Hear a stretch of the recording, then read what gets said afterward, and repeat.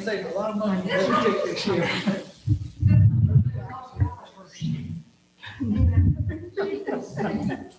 Yeah. And have patience. Y'all are off Monday, aren't you? And you know, That means I'm off too then, right? What'd you say? I'm off too then, right?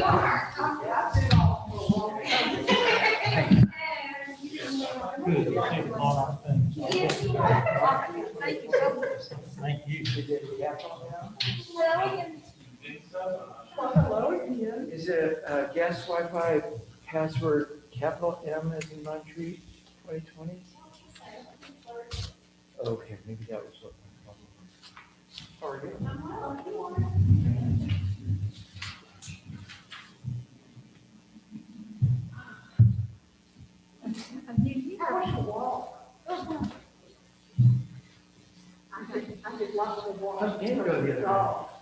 We put a whipping on them. So, yeah, we're playing good right now. Yeah. So we'll see. We go up to West Virginia Saturday.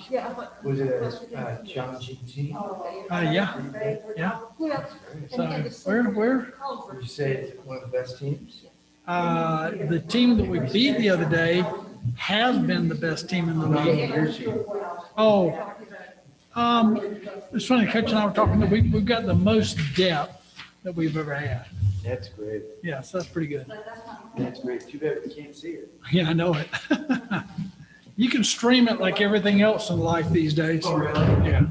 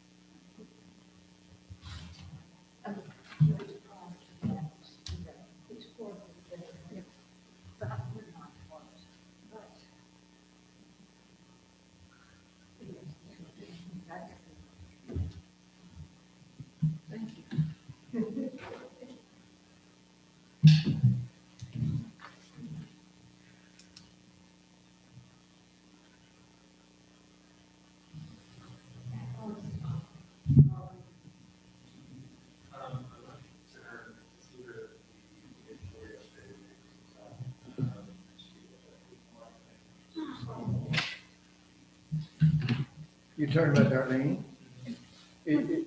Was it a serious accident? Oh, Oh my goodness, she loves that car. Well, I love that car. I coveted that car. Oh, no. Wow. nothing's broken. I don't think so. She's having physical therapy to try to get her knee or shoulder. And when did it happen? When did it just? The Monday after the New Year. So it's been relatively recent.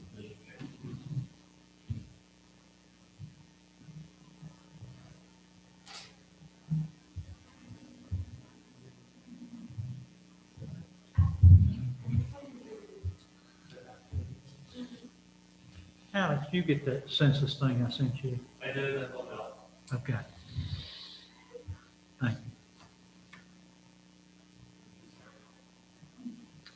Well, I can't, it still won't let me in. We have any public comment tonight, Andrew?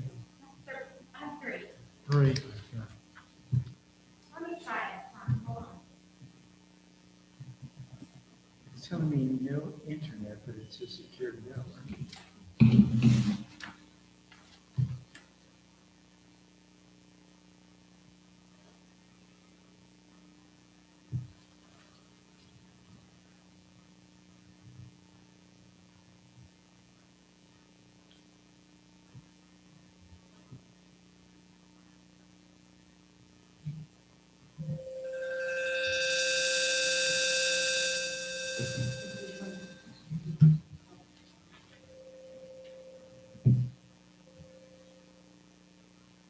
Mine didn't work either. Mine connected, but it says no internet security. Yeah, mine says.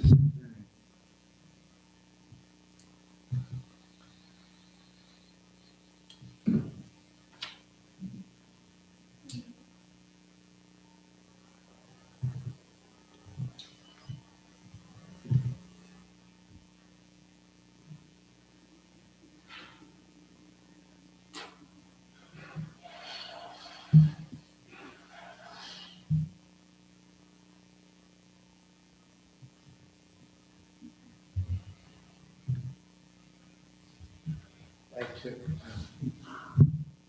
Rosie around Great Tomahawk today. Have you taken Jack? Well, she's seen ducks up there, but they were up close and personal down at Great Tomahawk.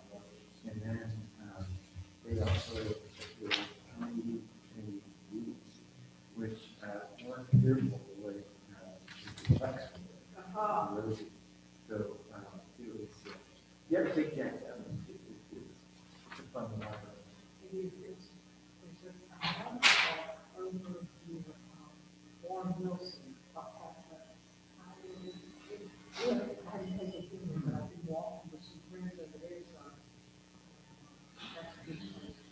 And Rosie, yes. Jack too. Yes.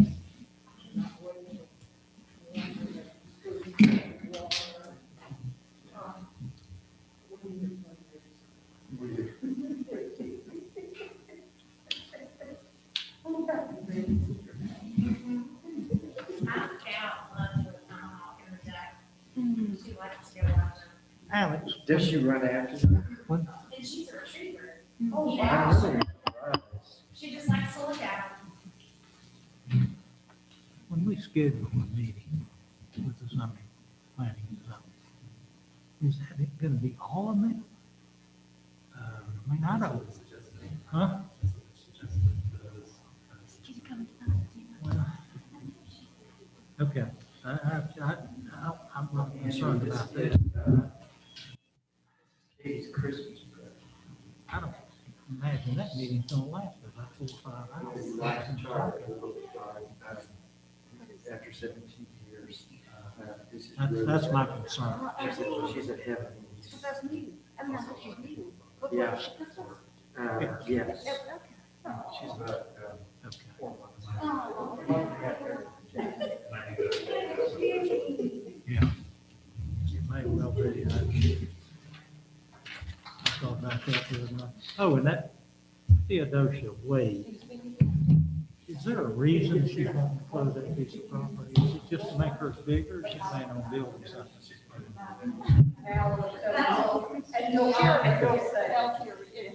I didn't ask that Is question. there any substance to the, Can't. her She statement? is planning on building. She is, planning on building, okay. They should weigh in firms.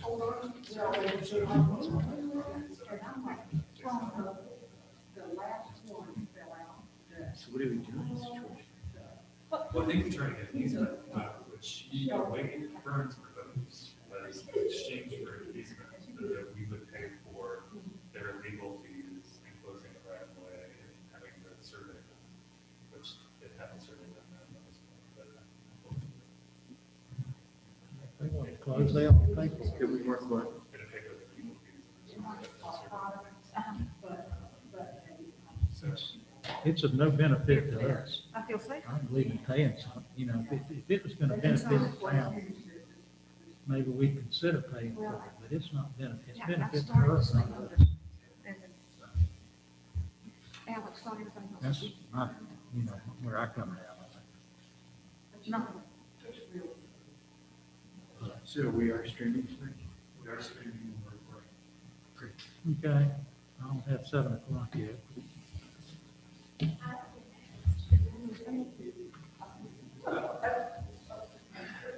Hi, Katie, can you hear me?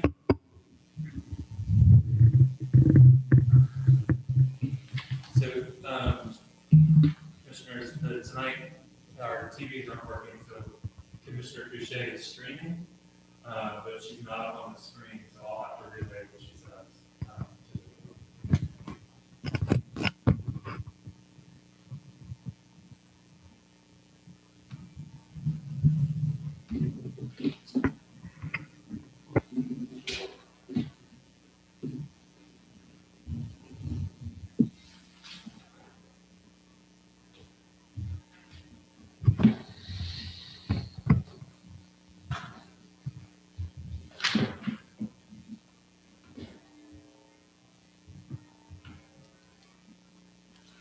Okay, folks, I've got 7 o'clock. If everyone would please stand and face the flag, and we'll say the Pledge of Allegiance. I pledge allegiance to the flag of the United States of America and to the republic for which it stands, one nation, under God, indivisible, with liberty and justice for all. We'd all bow our heads for a moment of silence before we begin the meeting.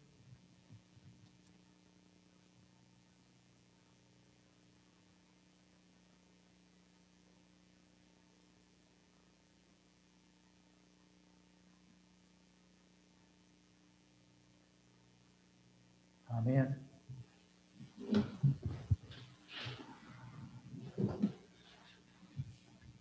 Commissioner, hopefully you've studied the agenda and it's in front of you. Do I have a motion to adopt the agenda as presented? I have a motion from Jane Alexander. Do I have a second? Second from Commissioner Widmer. All those in favor of adopting the agenda signify by saying aye. Aye. Opposed? Ayes carry. Okay, Alex, I believe you have a presentation and a report on the dog waste receptacles or systems. I do. We've received a number of complaints, and I know that you commissioners separately have received a number of complaints about dog waste being left around town, around the trails, around the columbarium, people's driveways, things like that. So I was asked to put together some costs for what that would cost to install dog waste stations, receptacle stations.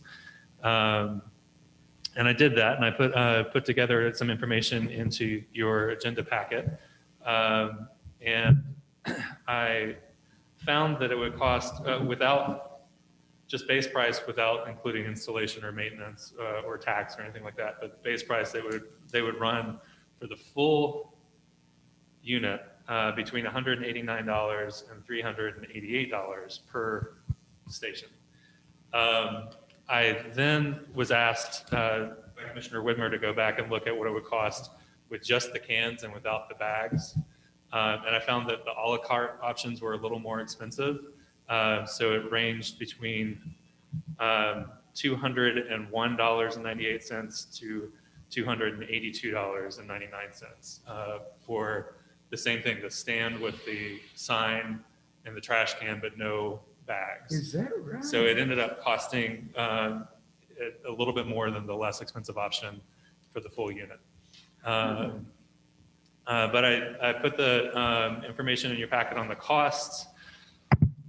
If we were to proceed with dog waste receptacles, we would have to identify where to put them, which might be a little bit of a challenge because the majority of the complaints that I've seen or heard have been about private property, specifically the MRA trails or the columbarium.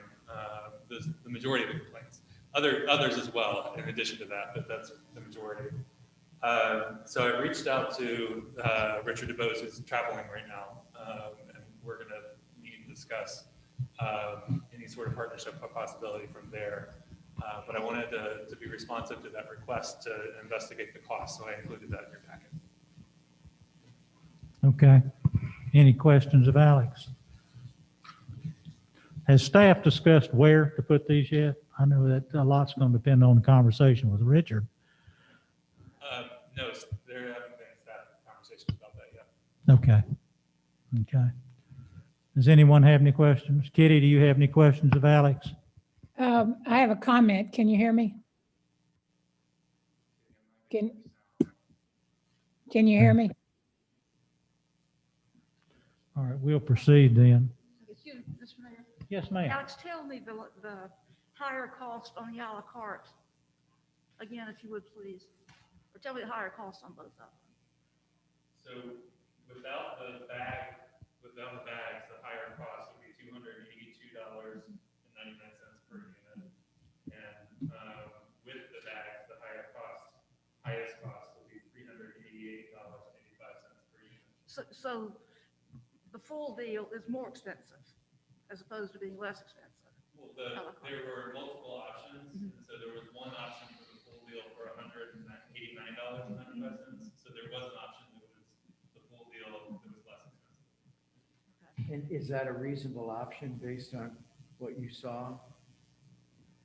The units seem pretty similar, so the differences seem to be whether it was like a composite fake wood material or metal material. The signs were all pretty comparable. They were all on metal poles. So I think that I think if I remember correctly, that the unit that was pictured in the report was the $189 unit. You know, the reason that I suggested that you look to see about the units without the bags was to save the town money, obviously, but also just on the long term to save the town money, because a lot of dog walkers have their own bags. So maybe we do a combination of the two at key locations. And, you know, even if we bought the 189, it looks like it's a modular unit that the guys are going to have to put together before they erect it. And maybe they could, where if we decide not to include bags on some of the posts to just have the sign in the receptacle, they could just leave it off. Makes sense. I have a question. Any other questions or comments? I have- Commissioner Fouché is trying to speak, but her audio is not coming through. Can you hear me? I think that Can might you- be on our end, Kitty. Can you hear me? Sorry for interrupting. My question is, as the maintenance people are doing their work and go along the sides of roads, do they see issues with, I know they do a lot of work. I haven't talked to them about it in particular, about whether they've been witnessing it in particular places. I know that I have, and I know that community members have, but I haven't asked the maintenance staff. Other questions, comments? Only comment, Alex, is thank you for reaching out to Richard Dubose at the conference center. Clearly, that is an entity that should be part of the discussion in my view. But I also think there's some others. I think that there are various other entities, including the college, that have with property that could be affected by this. I know that Land Care Committee is quite concerned about this as well, and we'll be reaching out to some of the entities that are part of the Land Care Committee just to see what experience is there, and perhaps come back with some kind of statement that would say, this is what we found from these various entities, or whether or not it's a problem and how much of a problem, but just more data to go into any decision that we might make. Anyone else? You know, I'll just tell you an anecdote, Mayor. When I was in college, they were doing some new construction in a quad, and they intentionally did not put in any sidewalks, and they waited to see what the walking patterns were, and then they put the sidewalks in. So I think our guys are in a great position to see where those bags are and map out some key locations, even if it is on private property. Yeah, I've seen a lot of them on top of locked garbage cans, MRA's locked garbage cans. You see them, the bags sitting up there, and they're, honest to goodness, they're everywhere, but I never noticed them near as much until COVID. And we got all this influx of people that aren't working or have time off now who are using MRA's trails to walk and visit Montreat. And I've noticed a big influx of dog waste since then. We've got to do something about it one way or the other. Okay, Alex, if you all, staff will continue to work on that and come back to us with some recommendations, we certainly would appreciate it. Yes, sir. Okay, it's time for my communications. Martin Luther King Day is Monday, the 18th. This coming Monday. Town offices will be closed. Staff will be off. There are going to be various events around the country. There are going to be various events in the state of North Carolina. So just be aware of those and participate where you feel so called. I hate that we're still not able to have a forum, and we will in the future once we, get by this, the pandemic and so forth, and look forward to seeing everybody again in here in the meetings. The college is back in session. They did do testing and pre-testing before the students were allowed to come back, a good many of them. And if they had not been tested and brought a certification, they were tested before they were allowed on campus or back into Montreat proper, college proper area. And there were one student and 3 staff members who had contracted COVID and were immediately quarantined, and those people that they had come in close contact with were also quarantined. So the college is continuing to stay on top of that, and I'm very proud of all their efforts. And like I say, they continue to report to us. Alex, do you have anything on the consent agenda you want to cover? Sorry. I turned the page. Just the fact that the December meeting, December 10th town meeting minutes are a part of your consent agenda for tonight. And I don't have any further communications. Okay. Does commissioners have any questions on any of the administrative reports? I know we did not get a financial report, but Alex explained that our financial officer was in a car accident and is recuperating and was not able to have one this month. Any questions of Alex or staff on any of the reports? Mr. Mayor, I have 2 questions on the sanitation report, if I could, please. Under which report? Sir? Sanitation. Just under the bagged leaf pickup. I know it's up, the costs are up from $424 last year in 2019 to $753. And I'm not questioning that, I'm just aware it's up. But also just wondering if there's anything you can say about how pickup is going in town from your point of view. Other than that, there are a lot of leaves out there. It has been a struggle, and it has been a struggle that we've received complaints about. We are trying to keep up with the bag leaves that are being put out. The volume is just kind of beyond our capacity, and so we've been running behind to try to do that.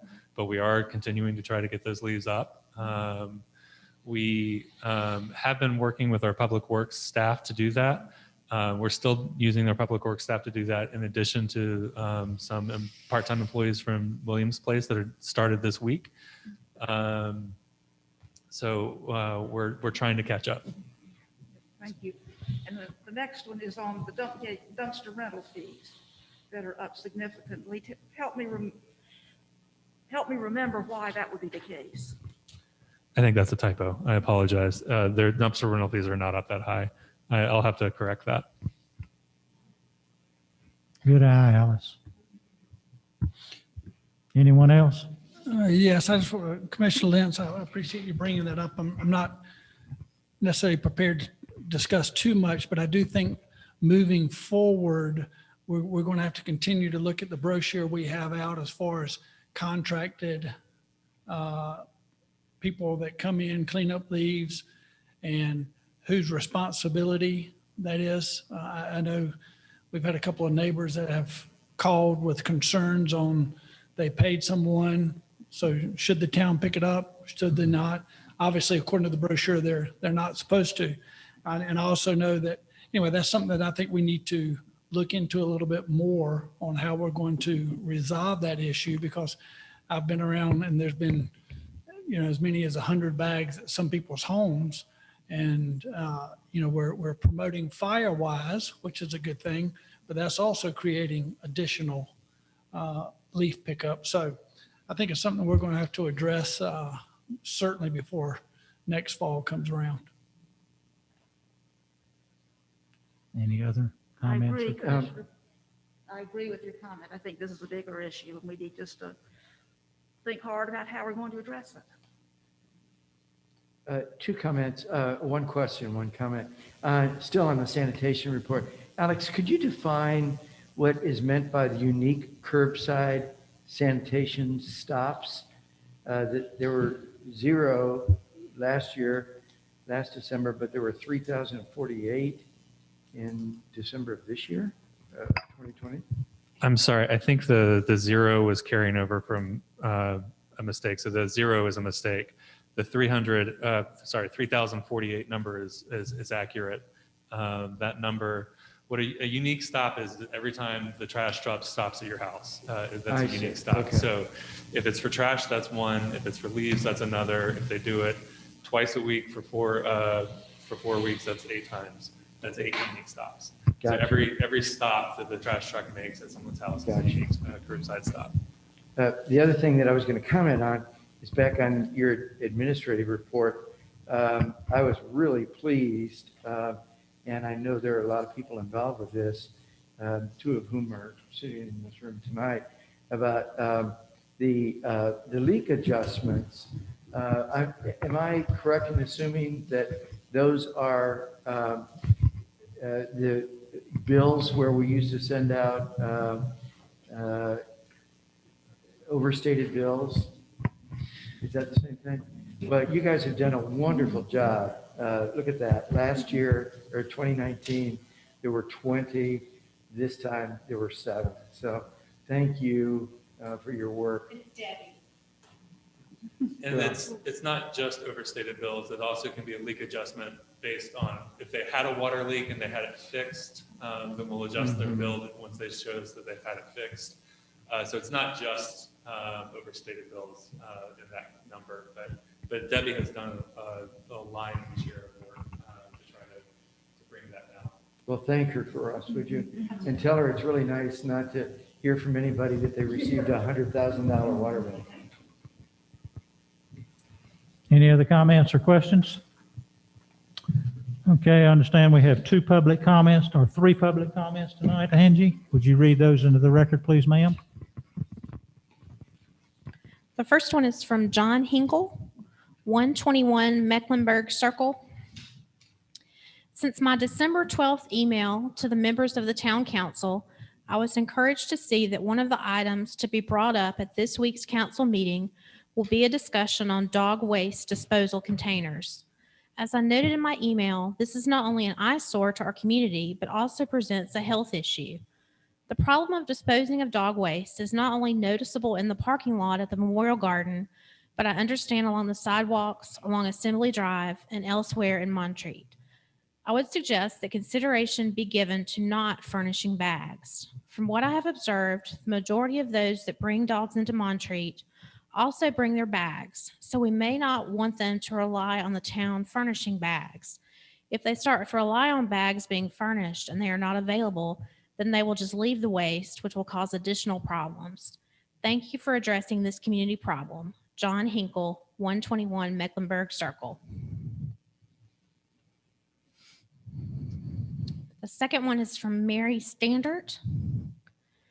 Members of the council, I respectfully disagree with statements made by members of the town council at the December meeting and in the Black Mountain News that Montreat citizens should not reach out to government officials and staff with concerns and questions about the Montreat address issue. If someone's expressing Montreat fatigue over the address issue, should this not be considered a good thing? Hopefully it will lead to an engaged effort on their part to work with council members to find a resolution. Signed, Mary Louise Standard, 118 Shenandoah Terrace, Montreat, North Carolina, 28757, as on my North Carolina Gold Star driver's license, or Black Mountain, North Carolina, 28711, as is on my North Carolina voter registration card. The third one is from Mike and Kathy Mater. They own a lot on Mississippi Road. Will the revising of the Montreat zoning ordinance result in a secondary alternate process for making setback adjustments to small, irregularly shaped lots? Or will the variance process continue to be the only avenue to pursue? We ask this in reference to our lot at 159 Mississippi Road. We had previously applied for a variance last September and then withdrew the request at the meeting after hearing that the zoning commission was in the process of making revisions that could result in this alternate process. Thank you in advance for clarifying. Regards, Mike and Kathy Mater. That's it. Okay, thank you, Angie. Alex, will you follow up? I think the only one that requires a real answer is Mike Majors. You follow up and let him know that, that it's going to be a while down the road before we know the answer to that question because of the rezoning process. I will. Okay. And Alex, maybe you could clarify with him that P&Z was not making changes to the ordinances. They were making recommendations on suggested changes. Yep. Okay. I have nothing under old business, but under new business. Item A is culvert repair, Graybeard Trail. Alex? Yes, sir. Last year, the town was approached by the owners of 435 Graybeard Trail. 435 Graybeard Trail has a culvert that runs under their driveway, across their property, and up to West Virginia Terrace. The culvert is failing, and the owners wanted the town to repair it. The research that we did showed that there wasn't a right-of-way or an easement agreement in place for that culvert, and so there was nothing ever transferred over to the town. So we worked with our attorney and set up an easement. It's clearly a public purpose. It's moving all the water from West Virginia Terrace down towards the creek. So we worked with our attorney and set up an easement, and that easement's been signed and given over. So we went through a bid process to repair it. It's a low dollar, what's called an informal bid. So we reached out to 3 different companies and asked for quotes, and we got 3 different responses.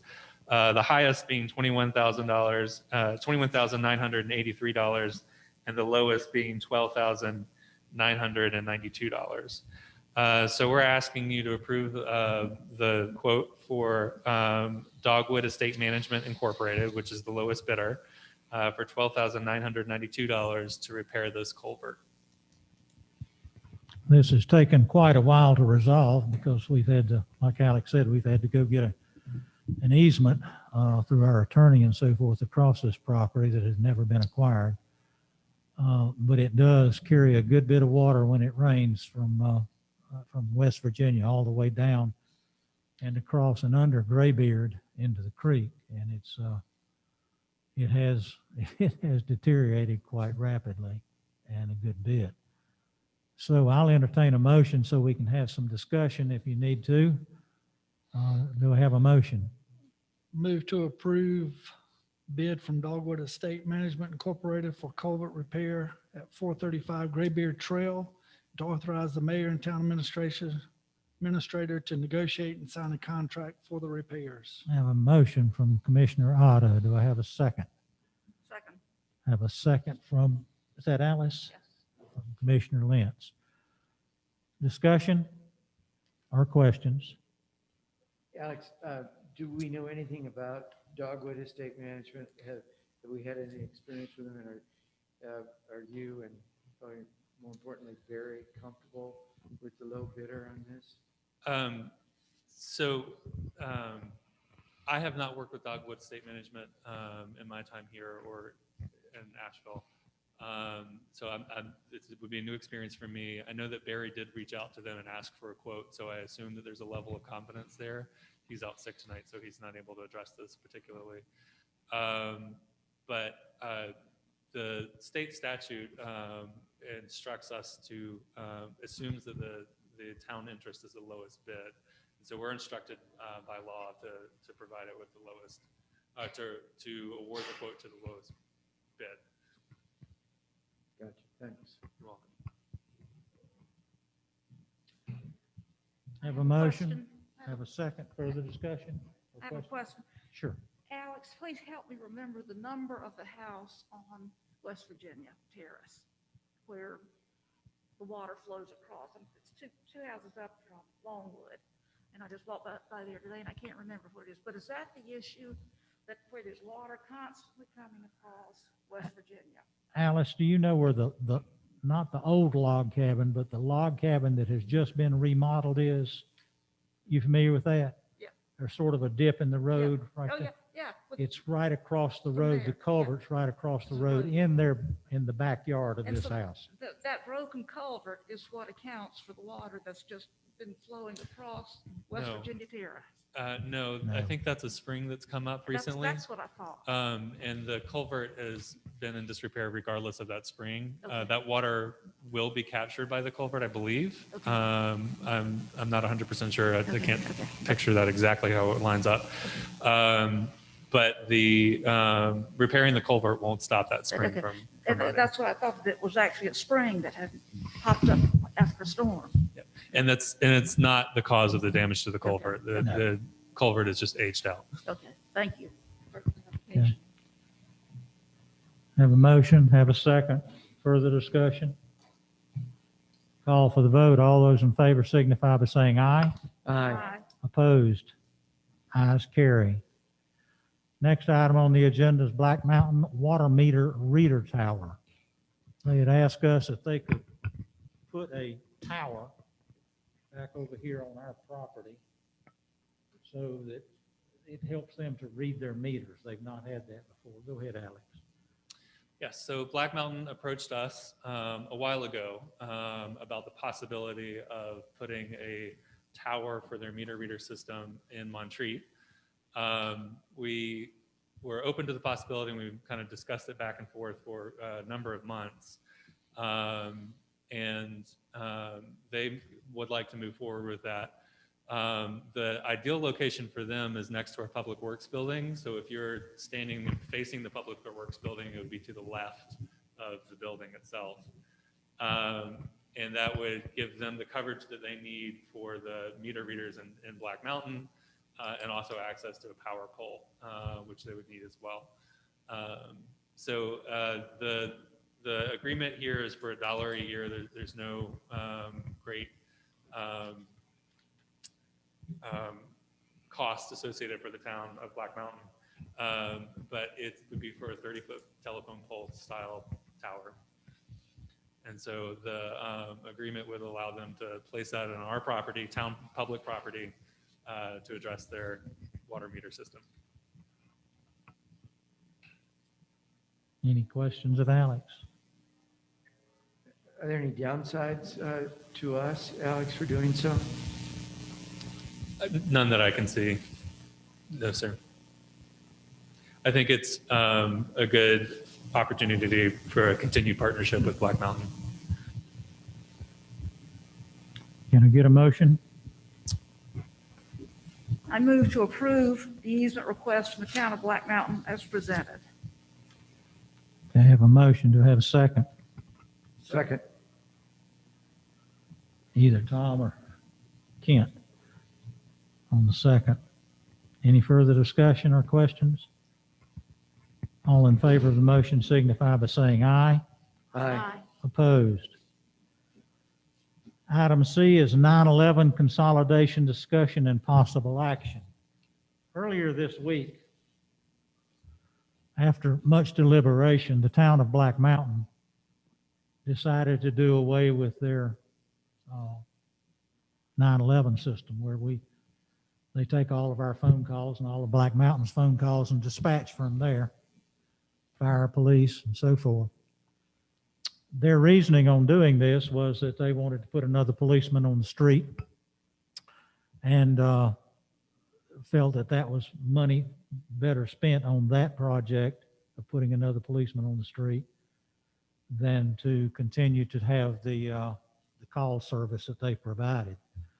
So they have elected by unanimous vote earlier this week to go with the county as far as the 9/11 service is concerned. And that puts us in the predicament of either not having a call service or having to go with the county ourselves. So in saying that, I open up the floor for discussion and our questions. That pretty much capsulizes it, Alex? It does. I couldn't hear that last part. So obviously I understand what Black Mountain did. That puts us in what position, you said? Not have, Right, but what are our options? not have one or go with the county. Okay. That's about all we've got. There are other municipalities that are in this predicament too. And Alex and I sat in a virtual meeting middle of this week with the mayors of Weaverville and Woodfin and Biltmore Forest. Biltmore Forest. And Biltmore Forest is sort of a non-entity in this, in that they have their own system there. But Weaverville and Woodfin do not. So they're going to either have to go with the county or say, no, we're not going to go with the county. You ought to be providing the service for free. So Black Mountain is providing that service to Weaverville? No, Black Mountain is providing it to us and Black Mountain. Okay, And when they did away with theirs, they did away with ours. right. I just didn't understand why I'm sorry. Weaverville is in the same situation. Because they're going to have to go with the county too. The county's telling all of them now, Oh, really? and they're going to be charging them. The difference, Weaverville and Woodfin have historically been provided that service by the county for free. And the position is now that the county wants to consolidate all of 911 services into one house. They want to charge the municipalities for that service, and they want to charge it on a system that's on a cost model that is based both on population and calls for service. And there's some debate about what the calls for service means, and so we're still working through that. Cost to us is less than we were playing Black Mountain. Yeah, so How much less, Alex? It's about half, actually. So right now we pay an annual fee of $21,000, and this would be under $11,000 for the. Let me make sure I get that number right. It'd be $11,193 under the cost model that is presented by the county. From what I understood from the report, it sounded like the Black Mountain one, you would still be connected directly with them. So we still have the resources to have two services together. That is our hope.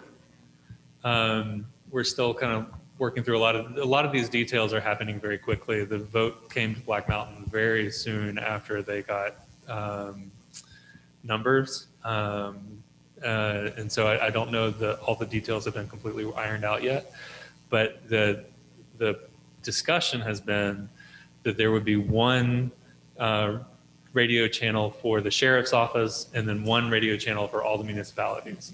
And so we would be on the same radio channel as Black Mountain, as Weaverville, as Woodfin. So there's like 5 municipalities that would be on that channel, Yes. right? So the downside is that there would be an increased radio traffic that would have to be sorted through by the officers. But the upside is that presumably we would still be connected with Black Mountain on the same radio channel, which is an officer safety issue for us.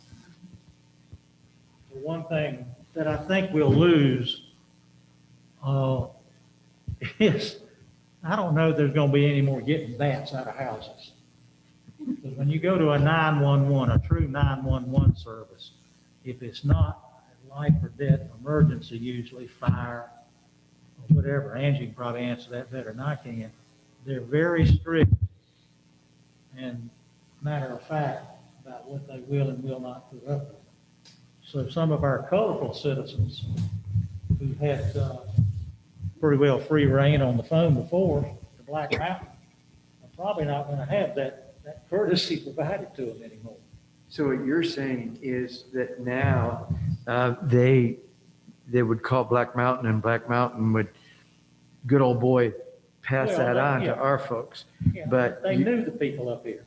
But the county 911 won't even accept that call. No, I don't say they're not going to accept the call. Well, but they They may or may not respond to it. gotcha. They may not be as friendly, and I'm not saying they're not going to be friendly, but they're Right, not, right.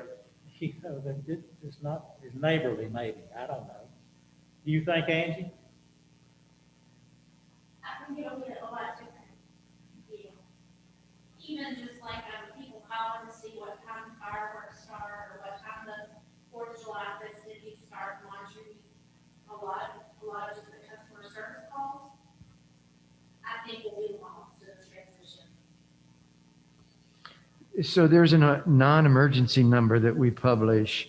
That one would be unchanged.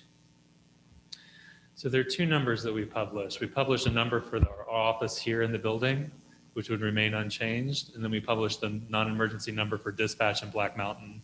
And that number is the number that would change. But that is an emergency number, is it not? You can reach dispatch through 911 or through the non-emergency number. It's going to be different. There's no doubt, but I don't know that we've got much choice.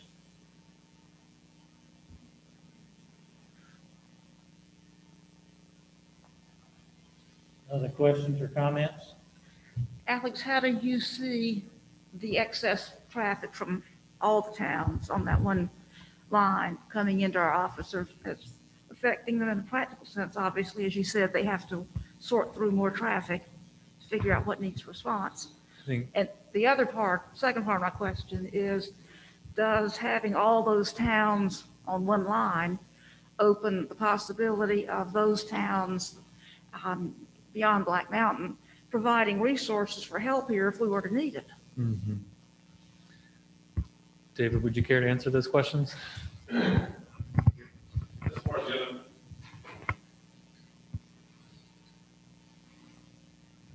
If I understood your question correctly, as far as other municipalities that are going to be on that comms channel providing assistance, no.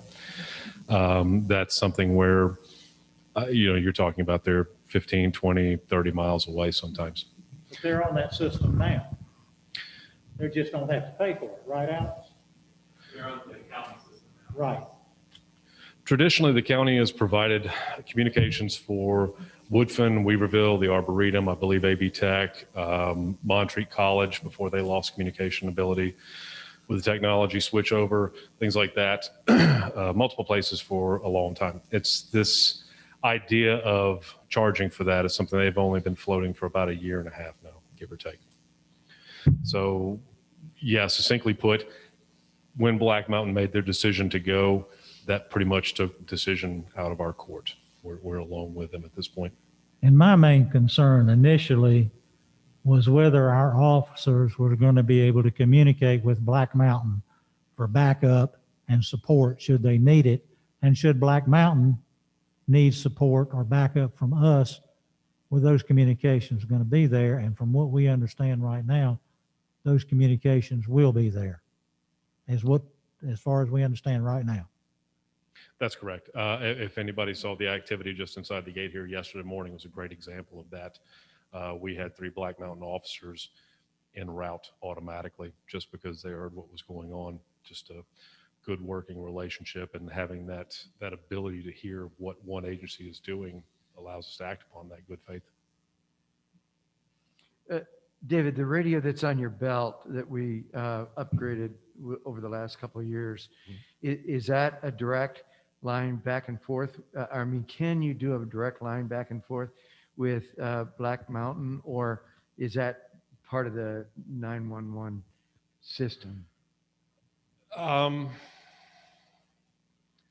Yes, we will have that back and forth. I mean, the back and forth, but it's as part of that system. So with me communicating with the other officer, it's on duty, vice versa, whatever it's going to be, that's still going out across the net. So that's going to be heard by Buncombe County Sheriff's Office, Woodfin, Weaverville, all of that. Because initially this is going to be everybody on the same channel. They're estimating they would like to see within a few weeks' time to a month or two's time, actually building into the CAD system that channel for the smaller municipalities and breaking us away from the sheriff's office. But initially, it's going to be, I think cacophony is the right word. It's just going to be a mass of folks, basically, in this initial phase. For every shift, everybody with a badge that's on duty will be utilizing the same channel. So it is definitely going to take some getting used to, but it should be effective. I think one of the things in utilizing the county system, the radio is actually only a portion of that system. The other portion is what's called the CGIS system. That's the computers that you normally see on board the patrol vehicles there. With that county system, it's an overlapping system that has GPS tracking, mapping. Officers can enter the traffic that they're going to. They can see what other officers and deputies, what they're going to, pull up the address that they're going, get a history there. So there's a whole element that's packed into that.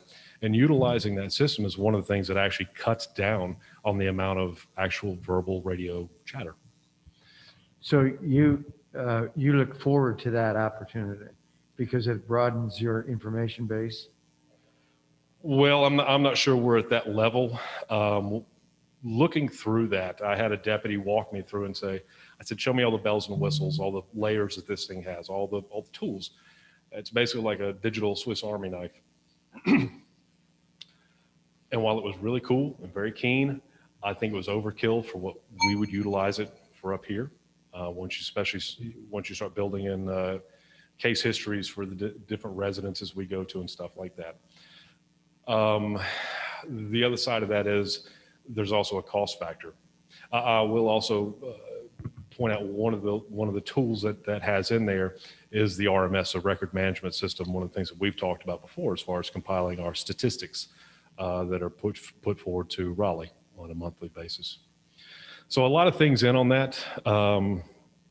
Again, I don't know that the price cost for that is really something that's worthy of pursuing, at least at this point. I think that's one of the things that the county wants to look at, and this is conjecture on my part. I think with this consolidation, getting everybody onto the radio traffic there, I think maybe ultimately down the line, they would like to see that technology being shared by everybody. That way, the individual officer or deputy is taking care of a lot of their own dispatch stuff and not tying up the airways. But again, I think that's certainly down the road for us always. Do we know a timeline yet? I know that Weaverville and Woodfin don't have to budget until the upcoming year, their budget begins in July of 2021. But when does ours begin, Alex? Do we know? So the way the agreement was drafted, and I presented a draft to you, which is not finalized. It's drafted to begin immediately. So it's drafted. It was actually drafted to start January 1st. We did not get that in time to negotiate the differences. This has moved very, very quickly in the last few weeks. So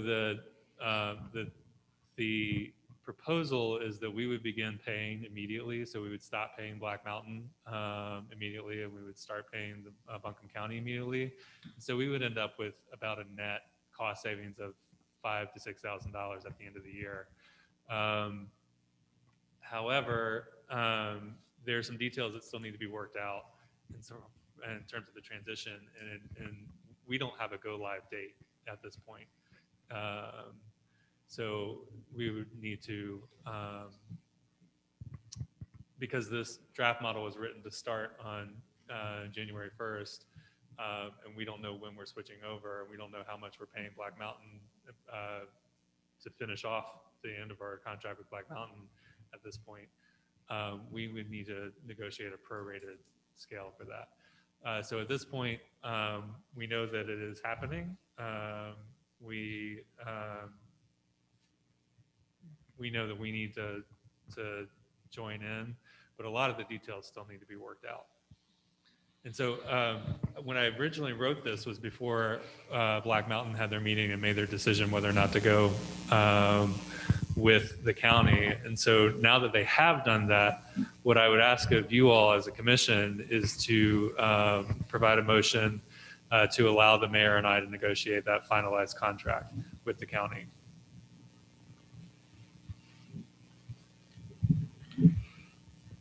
What are the questions of Alex and or the chief?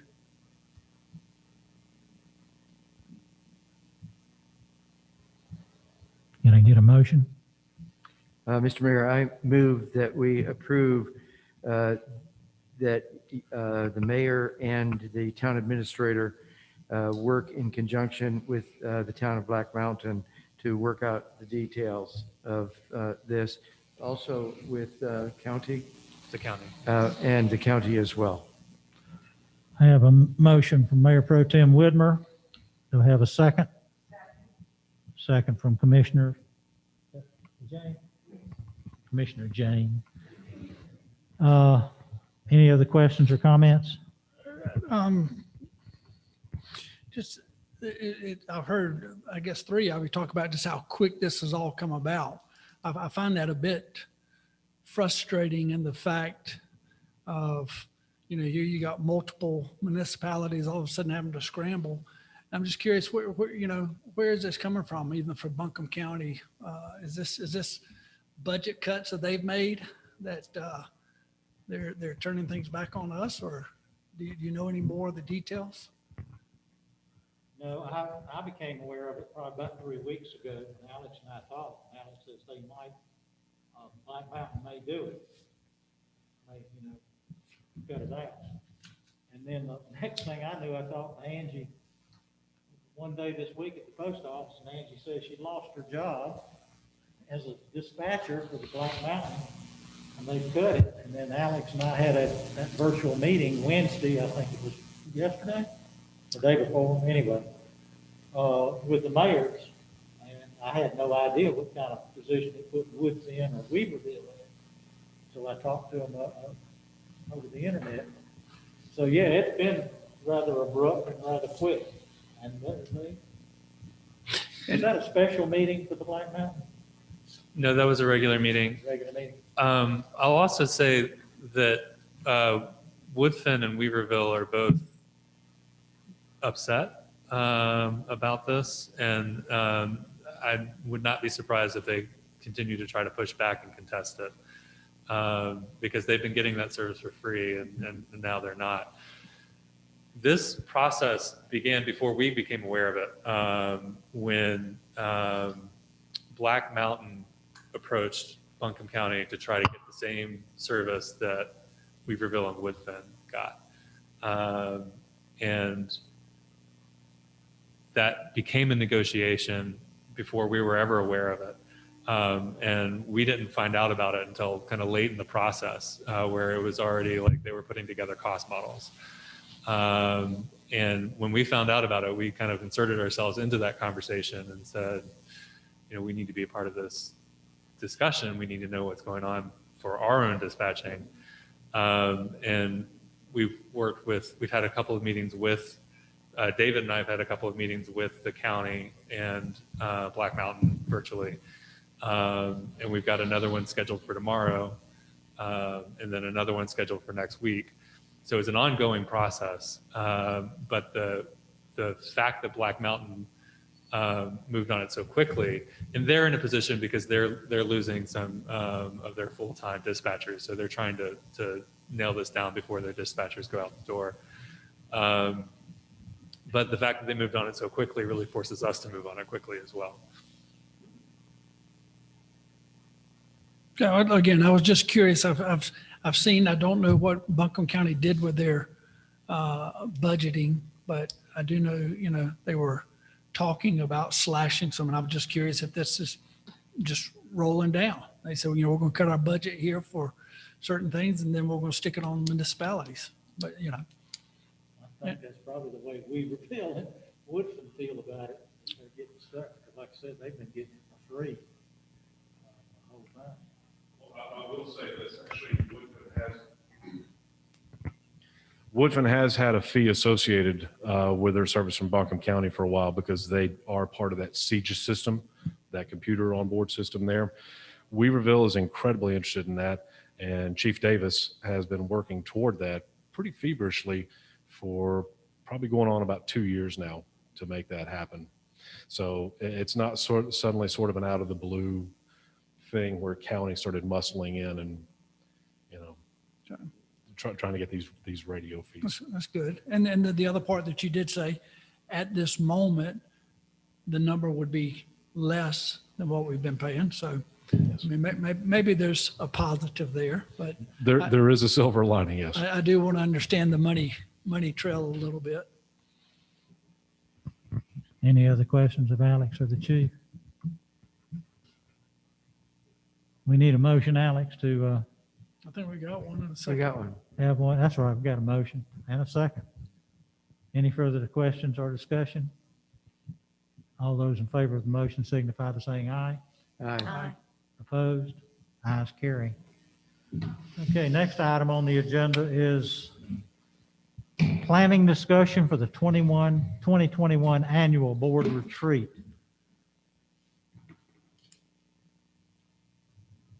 Well, that brought a lot of comment. Well, I asked that we put that on just so that we could at least begin discussion. It may be too early to set a date, but I know that you and Alex have discussed it, Tim, and but not a date. So my thought was we could just discuss relative dates and maybe agenda items.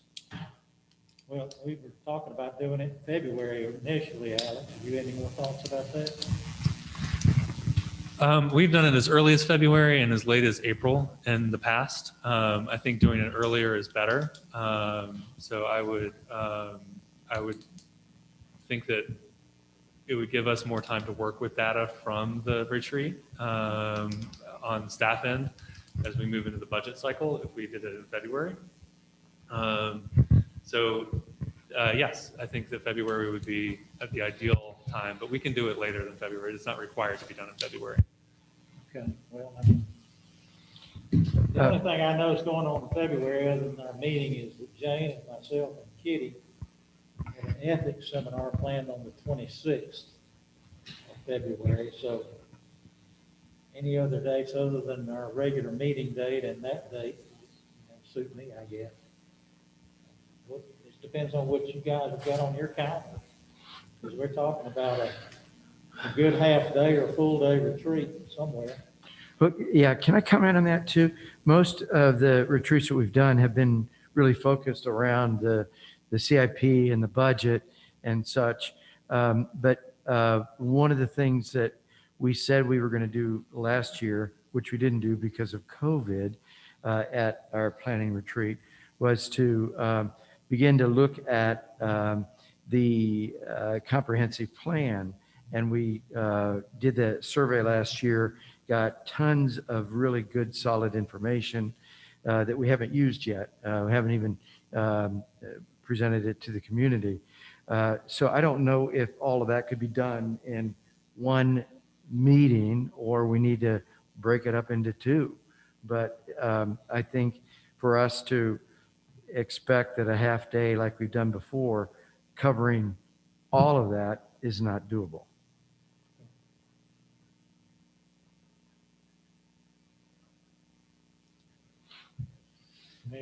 So Commissioner Whitmer, I think that's a good comment. My thought there is a couple things. I'd love to see it certainly later in February or early March, and just seeing if possibly we can move a little bit further along the road with how we're dealing with COVID and vaccinations, more people covered and stuff. So I'd like to think we'd have a little bit more freedom, but I know that might be a stretch. But it also would give us time to, you said, what would you like to see on there? It'd give us time between now and February for us to talk about some things or think about some things we'd like to submit. We could come back in here in February and discuss a couple of those or add them to the agenda. And then as far as a 2-day deal, 2 afternoons, as still a working man, I could sneak out for 2 afternoons. I don't know if 2 days would be ideal for me, but a couple afternoons would be, but I would be open for that. My suggestion on the questionnaire that was sent out is to boil that down to some maybe top 5, 10 items. And for initial start, rather than try to go through the whole thing, if we could boil that down to, what were I don't know how the most responses or the most fervent responses or how you do that, Tom, but if we could boil that down a little bit, that would, cut down on some Sure. of the time. Yeah. There's no question we would need to do that because you just can't deal with 300 or 400 pages. No. And nor do we want to. Maybe what we do, to Kent's point, is Alex solicits dates for maybe 2 meetings as soon as possible so that we can nail them down in our calendars. But at the February meeting, maybe we make sure we flesh out the agendas for both meetings. Okay. We need to get some dates before the 11th of February then, because that's our next meeting date. So Alex, can you start working on that to get some dates that we I could can. meet? Yes, sir. I Okay. certainly like the thought, excuse me, Mayor, of late February and very beginning of March for 2 afternoons. I think that point's well taken and getting us a little bit farther along with a few more people getting vaccines so that we are comfortable spending 2 half days together. But I think it looks pretty clear as you look at your calendars. Alex didn't suggest dates. I also think that one thing that will be interesting that may not have appeared in our data that we collected last year, Tom, is how things are going to be different post-COVID. See, I think that people have discovered Montreat for hiking and that we are going to continue to see a lot of people here, even when because some people will continue to work from home, work remotely. Not everybody will go back to his or her office. And so I think some of these issues that we're talking about with pet waste and just environmental kinds of issues are going to perhaps carry over and would be an important item for us to think about longer term. And there will be others like that, perhaps. So. Okay. Good point. Other questions, comments? All right, we'll start with Alex trying to work out some dates for us then, and we'll go from there and then try to see if Tom can boil down these. Is that all right for me to ask you to do that, Tom, to start working on that questionnaire to boil those down a little bit? You bet, Tim. Okay. All right, the next item on the agenda, if we're through talking about that for tonight, is decision on our next steps to deal with the planning and zoning ordinance recommendations. And I know all of you have this on your table, don't you? Okay, which, is rather, it's necessary, but it is rather restrictive in that we've got so many hoops to run through. We can't just sit down with the Planning and Zoning Board and start talking about these things without putting notices in the newspaper and announcing meetings and providing, and I don't know how we're going to do that because the Planning and Zoning Board has how many people on it, Alex? 8 plus all of us. I don't think that's going to work virtually. I mean, I don't know how we're going to do that yet. I really don't. I'm not trying to put it off or delay it because we need to go ahead and do that, but I just don't know how to do it. So, do y'all know how? Have any ideas on how we can do this? I don't, but I'll tell you, in discussion with Bill Shy, who chaired the Planning and Zoning Commission, his recommendation to us was that we meet as a body with 2 or 3 representatives from that commission to get from them some top line information on not crossing all the Ts and dotting the Is, which they did a lot of, as you know, but just to kind of get from them what the general description of their work was. And there are some 2 or 3 major things, I think, and a number of moderate things and a lot of really minutia. But if we could get them to just share with us informationally what their recommendations entail. I don't think they can do that without a public hearing, can they, Alex? So we can have a meeting where they share information, and advertise that just like a regular meeting. In order for you to make changes to the ordinance, you'll have to have a public hearing, and that public hearing will have to be noticed ahead of time. So if you wanted to start off by having a meeting where they just discuss it, you can do that before a public hearing. All right. You're gonna need to set up another date then for us to meet. It can be an evening, it can be whatever, works out for the commissioners. But I was telling Alex before the meeting, I don't see sitting down. I'll take a representation of the Planning and Zoning Board, but not 8 people, I don't think 2 or Bill, 3 at most. Bill was not suggesting that. Yeah, okay, 2 or 3 at most, I think would be okay. And have them fill us in on what like I said, what the general gist of the changes are, and let us ask questions of them and so forth. So, One of the things that I think would be helpful is if we all look at, planning and zoning before and then after, so you can see the difference in where they've been changed. yeah, it would be very helpful, Jane. You're absolutely right. I'm having a hard time, even with that, but I think it's still. Okay. All right, Alex, will you try to set up another meeting? I will.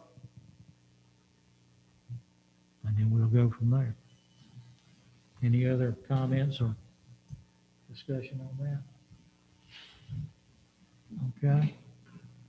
We'll go to public comment section. Do we have any more, Angie? Nothing else has come in?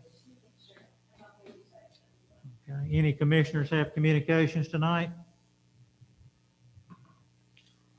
I think Kitty was going to give an update on the zip code issue. Is she able to do that? I think that our sound is tied up to the Solstice pod, and so I can see Kitty and she can hear us, but we can't hear her. Any other commissioner have a report tonight or? Well, let me just tell you what she was going to say. I don't know exactly what she was going to say, but I can tell you what we've done. You, Alex, and I, and Kitty met with Tim Bryson, the postmaster, and it was not an encouraging meeting, not having nothing to do with Tim, but just the fact that maybe the post office resolution is not the overall answer to it. Tim Bryson is going to continue to work with the people down in Charlotte, which is a good thing. But he did explain a lot of things to us of what could and could not be done. Secondly, Alex has reached out to this School of Government, and they are going to get somebody to chat with us just so that we can share our situation and see if, from their perspective, they see any relief to that situation. And thirdly, we did get a a mailing list. It's called a listserv through the state of other municipalities, and we are going to be preparing a communique to other municipalities, just asking if they have had similar circumstances, because we have heard that there are some. We just don't know how they've been dealt with.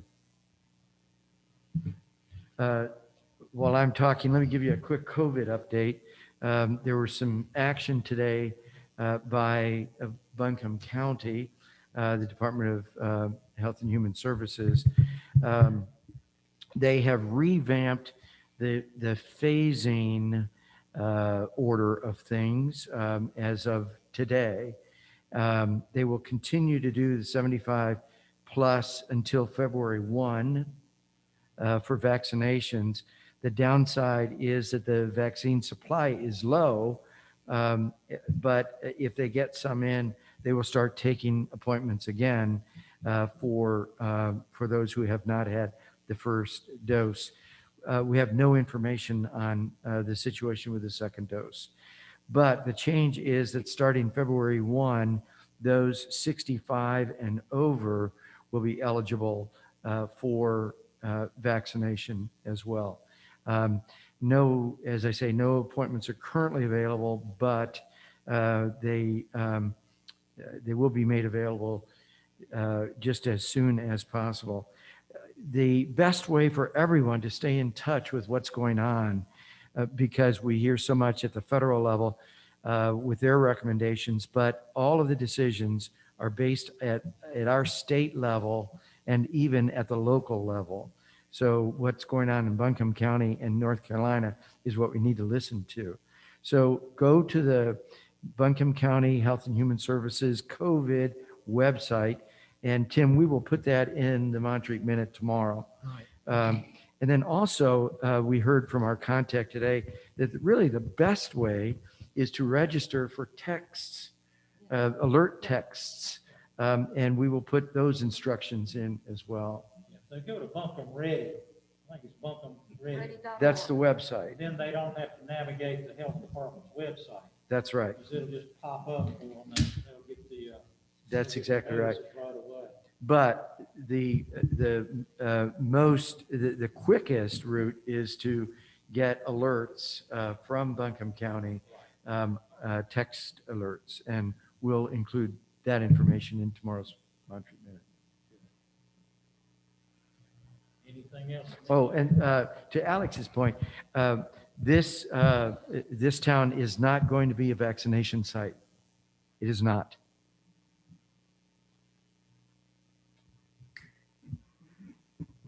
Mr. Mayor? It wasn't bad. I was in and out there yesterday, in and out, less than an hour. Filling out the paperwork, getting the shot, waiting, to see if I was gonna pass out or not. There's some sort of reaction. No, don't have anything else? Alice? Mr. Mayor, I mentioned in December, the mayor's Monarch Pledge, which has been brought to our attention thanks to Katie Widmer. This is tied to the National Wildlife Federation, and so just want to let folks know that our mayor has indeed signed that Mayor's Monarch Pledge. Thank you, Mr. Mayor, and there will be efforts underway to try to attract more monarchs and support this species. And so many things we're already doing in the community fit into that plan, and so it's not going to be adding a lot. It's just acknowledging publicly that yes, this is being supported by our town. The only other thing with Montreat Land Care are just these big issues on its plates right now, which we've already talked about: pet waste and also leaf collection. And I think as we continue to have the conversations along the lines we've talked about tonight, looking more deeply into these, that will be the Montreat Land Care Committee will be a good resource to provide further insights of other activities going on. Hey, Alice, you said you're focusing on the pet waste problem and Leaf collection, and how we define that. Anyone else?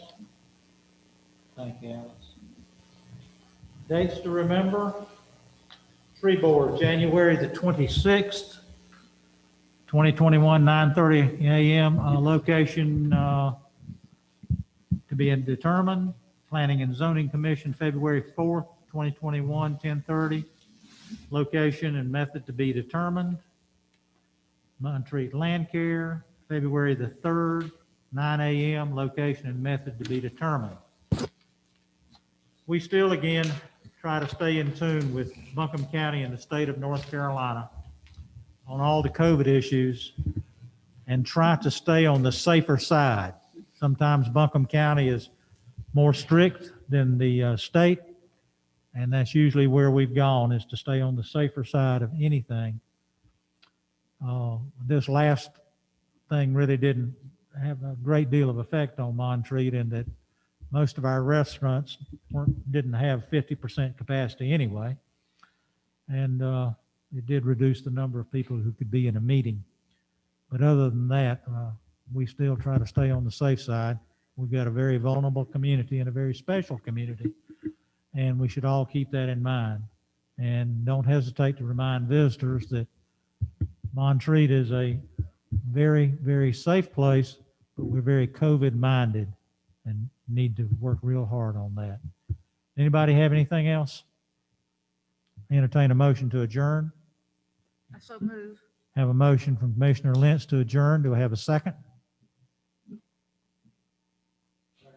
Second from Mayor Pro Tem Widmer.